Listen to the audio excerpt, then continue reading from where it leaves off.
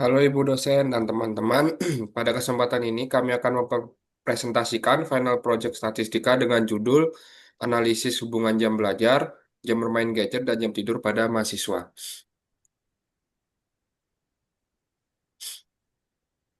Di slide ini kami menampilkan alur atau daftar isi presentasi kami. Presentasi, presentasi akan dimulai dari latar belakang dan data yang digunakan dilanjutkan dengan alur analisis EDA, korelasi, analisis regresi, lalu ditutup dengan keterbatasan penelitian dan kesimpulan.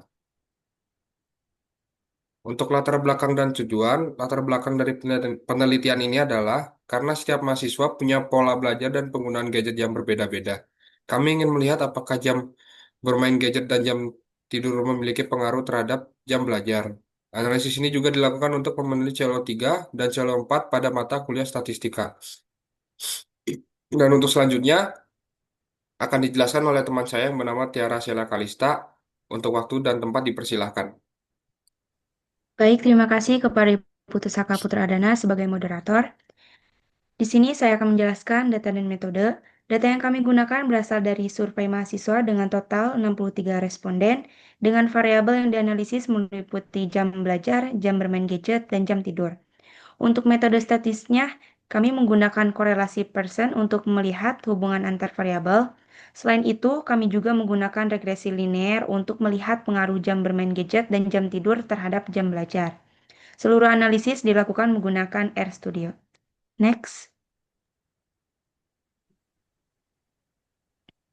Sebelum masuk ke hasil, kami jelas dulu alur analisis yang kami gunakan. Pertama, data diimport ke RStudio. Setelah itu dilakukan cleaning dan konversi data ke bentuk numerik. Selanjutnya kami melakukan EDA, analisis korelasi, dan terakhir regresi linear serta multivariat. Next. Box plot ini menunjukkan sebaran jam belajar responden. Terlihat bahwa nilai tengah jam belajar berada di kisaran 1-2 jam, dengan variasi data yang cukup lebar. Selain itu, tidak terlihat adanya outlier ekstrim, sehingga data jam belajar relatif stabil dan tidak didominasi oleh nilai yang menyimpang. Next. Dari histogram ini terlihat bahwa rentang jam belajar 0-2 jam memiliki frekuensi paling tinggi. Hal ini menunjukkan bahwa mayoritas responden belajar dalam durasi yang relatif rendah. Semakin tinggi jam belajar, jumlah respondennya juga semakin sedikit. Histogram menunjukkan distribusi jam belajar tidak terkonsentrasi di satu nilai saja, tetapi cukup menyebar. Kesimpulannya, sebagian besar responden memiliki jam belajar yang rendah dan hanya sedikit yang belajar dengan durasi yang panjang. Next. Pada scatter plot ini, kita melihat hubungan antara jam bermain gadget dan jam belajar. Terlihat garis tren yang sedikit meningkat, namun sebaran datanya cukup acak. Hal ini menunjukkan bahwa hubungan antara jam bermain gadget dan jam belajar cenderung lemah, sehingga jam bermain gadget tidak terlalu berpengaruh terhadap jam belajar responden. Next. Dan untuk selanjutnya akan dijelaskan oleh teman saya yang bernama Muhammad Kaisan Parsha. Waktu dan tempat dipersilahkan. Baik, terima kasih moderator. Kali ini saya akan mempresentasikan hasil kolerasi. Untuk memperkuat hasil EDA, kami menghitung kolerasi persen. Nilai korelasi antara jam bermain, gadget, dan jam belajar sebesar 0,118, yang menunjukkan hubungan positif tetapi sangat lemah. Sementara itu, variabel jam tidur menghasilkan nilai NA karena memiliki variansi 0. Next. Sini ada regresi linear. Selanjutnya, kami melakukan regresi linear sederhana dengan jam bermain gadget sebagai variabel independen dan jam belajar sebagai variabel dependen.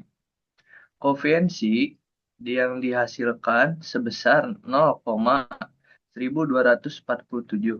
dengan p-value 0,356 sehingga secara statistik tidak signifikan. Next. Selanjutnya, interpretasi regresi. Nilai R squared sebesar 0,010.399 Artinya, model hanya mampu menjelaskan sekitar 1,4% variasi jam belajar.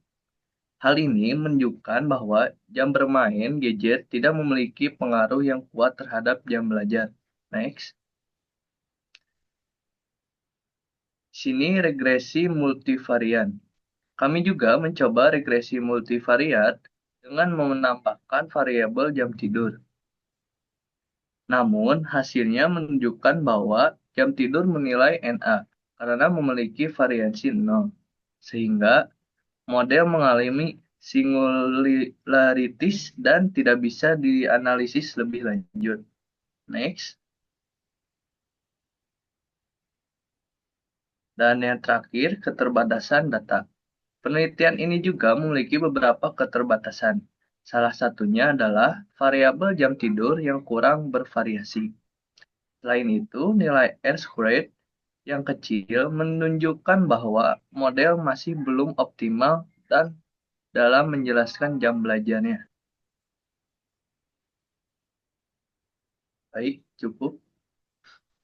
Oke, untuk kesimpulannya, berdasarkan hasil analisis, dapat disimpulkan bahwa hubungan antara jam bermain gadget dan jam belajar tergolong sangat lemah. Regresi linear menunjukkan tidak adanya pengaruh signifikan dan variabel jam tidur menjadi keterbatasan dalam analisis. Demikian presentasi dari kami. Mohon maaf bila ada kesalahan. Terima kasih atas perhatiannya. Terima kasih. Terima kasih.